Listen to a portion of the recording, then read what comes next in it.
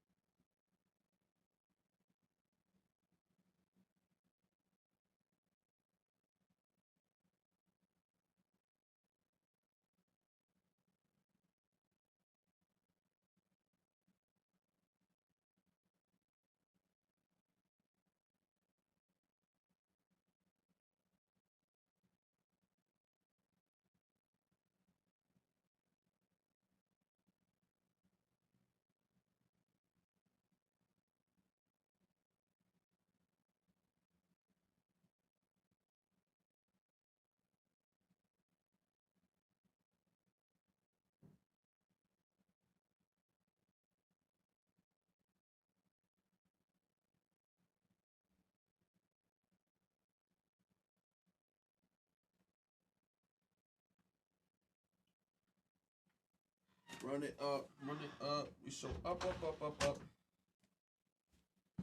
Oh. They fixed Rodon. Apparently, his nerf was an accident. Yes. Yes. Okay. So sit down, grab a beverage. For me, my favorite drink is battery acid. Ha ha.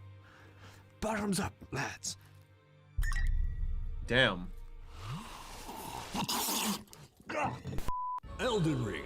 It's this niche kind of underground game. Probably haven't heard of it. Elden Ring is probably one of the closest things I've ever had to a perfect gaming experience. You know you have a masterpiece on your hands when gaming journalists can put aside all of their differences and make this photo like a reality. This is a real thing.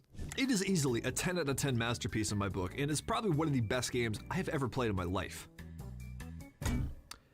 But you sure wouldn't know that by looking at Twitter. Let's see what some people have to say about the game. My biggest problem is the lack of story and context. Elden Ring is an extremely overhyped asset flip. It's supposed to be this massive open world, but there are no markers, quest logs, or journals. How do you know where to go? Damn. I'm Blind Beard the Pirate. Elden Ring is the worst Dark Souls Bloodborne game FromSoft has ever put out. There is nothing to do. Literally copy pasted from Dark Souls 2 to Elden Ring. There's nothing to do. Is he smoking crack? Saying that in an Elden Ring? In Elden Ring, there's nothing to do? Bro, that was so much shit. The font. I didn't realize that Elden Ring community has so many misogynists. Hot take, Elden Ring isn't industry changing or anything new. It's just the oasis in the desert that is the release of quality AAA game titles right now. 60 hours later, Elden Ring's unhelpful messages are exhausting and disruptive. Oh, that's how you know you're a fucking noob, dude. You are such a fucking noob. You depended on the troll messages. You can imagine they probably were smacking walls and caves like secret path here. Oh my god, they were the naive ones. The game journalists won. Elden Ring is not a casual game. Yeah, that's fair. Dear Elden Ring. Hitting the map button Remember with the when map you open wanted should to look close at the map, not Metacritic bring up a reviews different after menu. seeing the most You flaws can in use the Elden Ring? cancel button like in any menu of the game. Is that so difficult? I don't understand why it would be so much better to use the same command. You're a video game reporter complaining you can't remember a button to close a map. I don't understand why they should change their game instead of you learning how to play it. What the fuck? Only bad thing about Elden Ring is the racist fans. What racist? Okay, I don't know who this guy is, but the fact that he has Banjo-Kazooie music playing on the background, that's a subscribe from me. That's a big subscribe from me.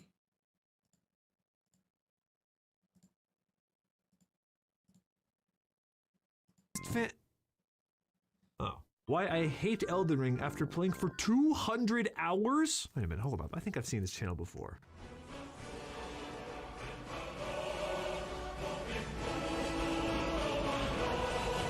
My love doll gave me a urinary tract infection? Oh my goodness. He's never felt the touch of a woman. See, thanks to Elden Ring's newfound popularity, it has inspired just the dumbest hot takes at a volume I have never seen before in a game release. You've got people saying the game is unplayable, you've got people saying the game is— Bro, how do you catch a urinary tract? You said literally has a wife? Oh, so then why he put that on his video?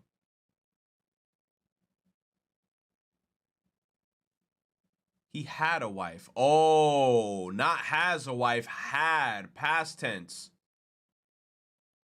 I mean, I don't even know who the YouTuber is, but I just saw the thumbnail. Wait, so look up, he goes back to her.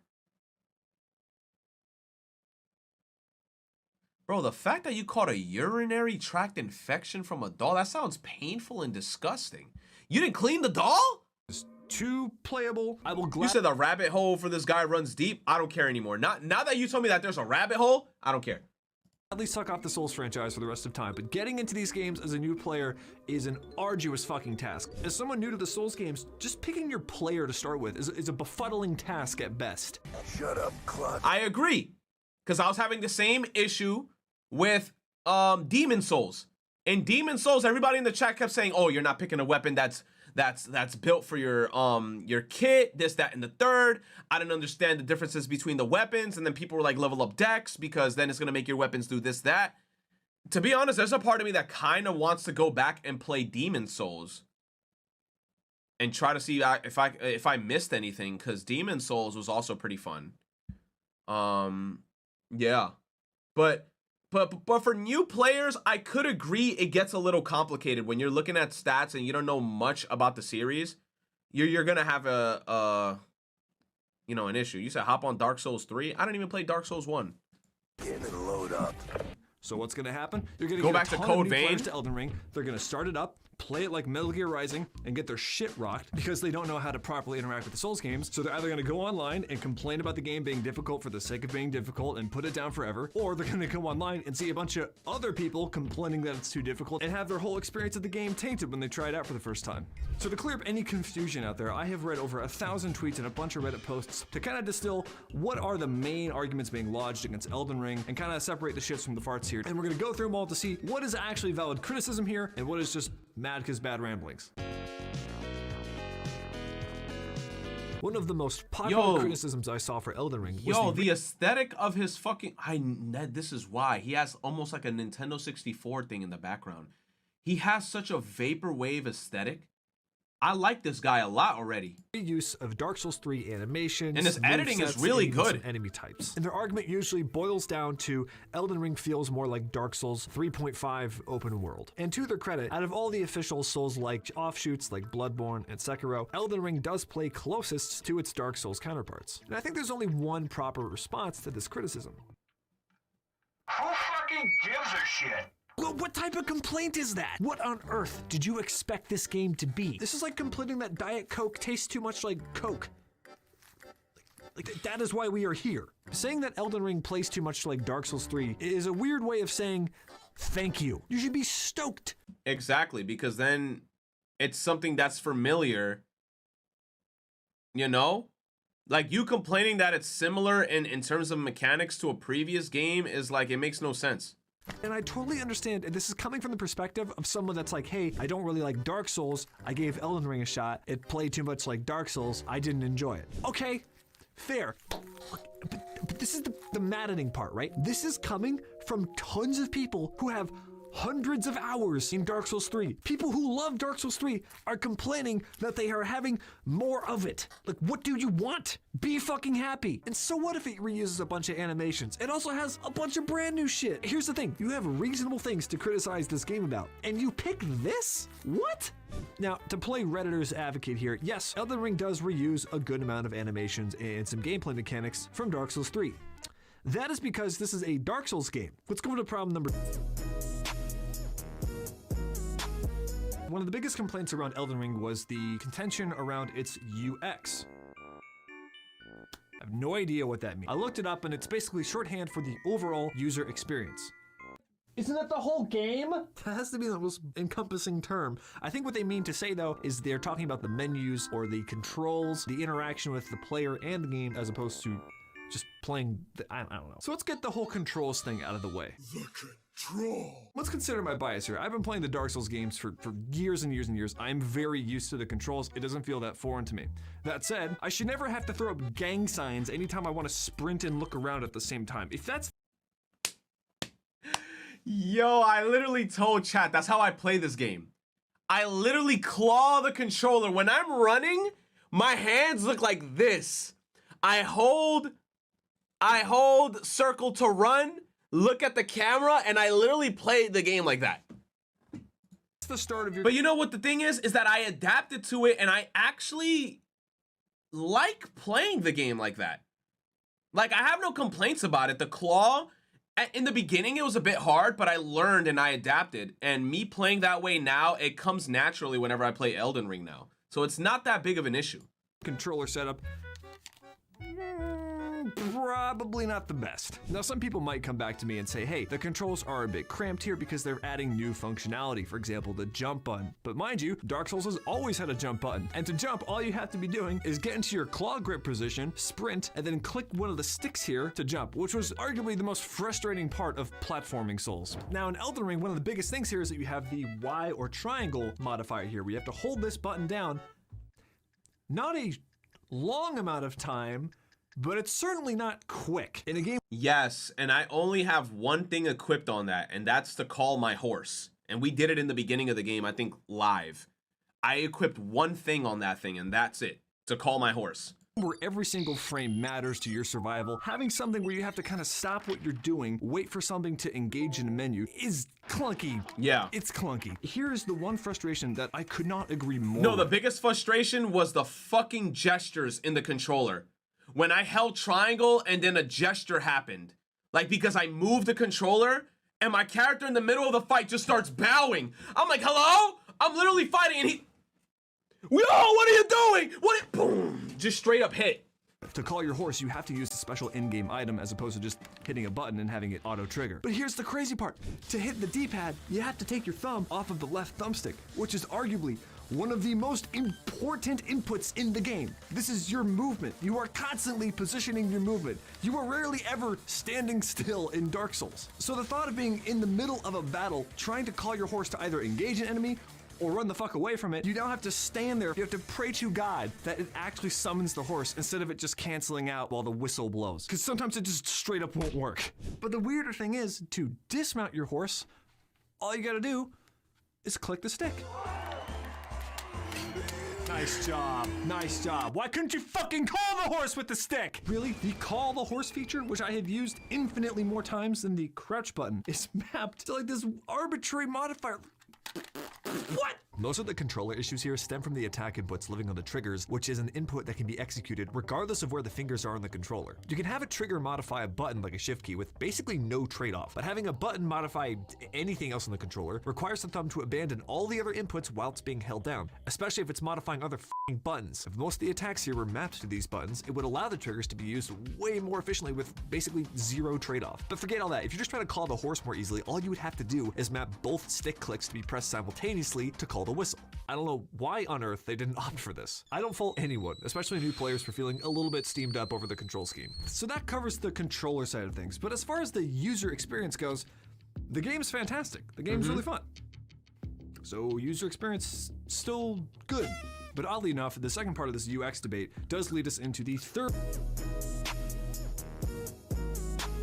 There seem to be a lot of people confused on how to progress in the main story of the game, despite the giant-ass yellow arrows pointing you exactly where to go, in-game and in the menu. Where am I?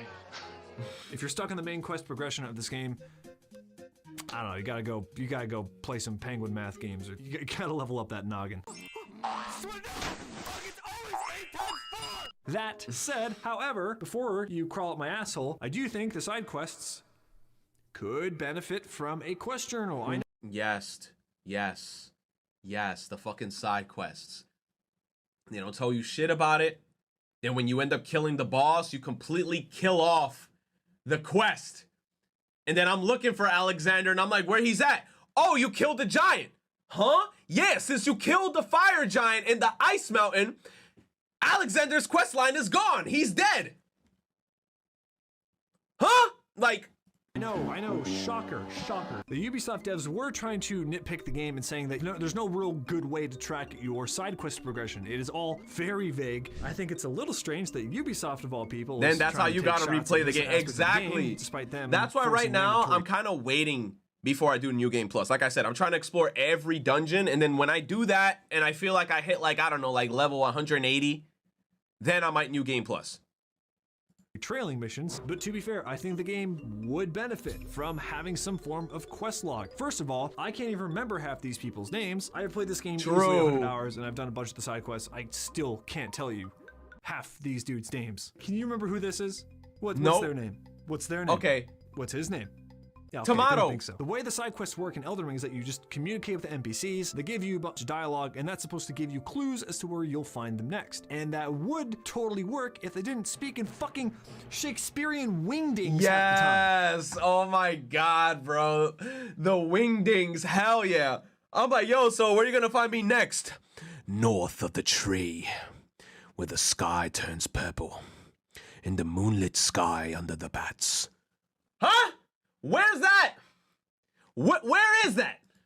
Real hound of the Golden Order, thou art yet to become me. What the fuck is this Thou bitch art saying? yet to become Just a smile god. and nod and it'll get you laid. Hey, I'll just slip something in her Estes. So inevitably, I'm just gonna have to go online to look it all up. Even the He said I'll slip something into her Estes. Chill!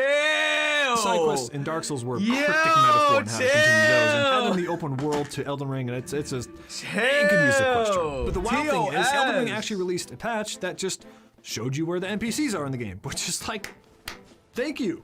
You didn't need to do that, but you did. So I give Twitter a half point for suggesting that You the side killed quests could Santa. use a quest log, but the main quests, I don't know, like that's a stretch. Now, one of the biggest complaints I've seen people lodge against Elden Ring is the quality of the bosses and reuse of them in the later section of the endgame. But I don't get this. All of these complaints do feel so whacked when you put it in perspective of Elden Ring versus all the other Dark Souls games. So let's piece this whole thing together here. Dark Souls 3, a fantastic game that you can put hundreds of hours into, had 25 bosses total, including the DLC. Oh, no, spoilers. However, Elden Ring has at least 150 bosses, and I'm sure we'll find way more in a couple months. That means that Elden Ring has 6 times the amount of bosses than Dark Souls 3 has. So if only 17% of these Elden Ring bosses are as good as the Dark Souls 3 ones, we're already in a surplus. There are at least 70 original bosses in this game that are pure cinema bosses. Holy fuck, that was cool. So the whole argument saying that the bosses aren't as good, blow that out your ass. A lot of these bosses are fantastic. Some of the best in the series, in my opinion. You just can't take that away from this game. And to be fair, yes, there is some reskinning that happens later in the game. The biggest offender here, and this isn't a spoiler because everyone's heard of it, is the Godskin boss. It wasn't fun, I'll give it that. I'd rather have it not be a boss fight there, but it wasn't like that bad. Elden Ring has given you so many ways to defeat hard bosses in this game, whereas prior games, other Dark Souls games, if you're up against a hard boss, you're fucked. You have to get better at the game, even if you're using online summons. I think most people's issues with the bosses lie within the 5th most popular complaint against Elden Ring, which addresses the game. When you get towards the end of the game, things ramp up in difficulty quite a bit. Enemies have huge health bars, and they start outputting just crazy damage, where you can get 2 hit by just about anything at the end of the game.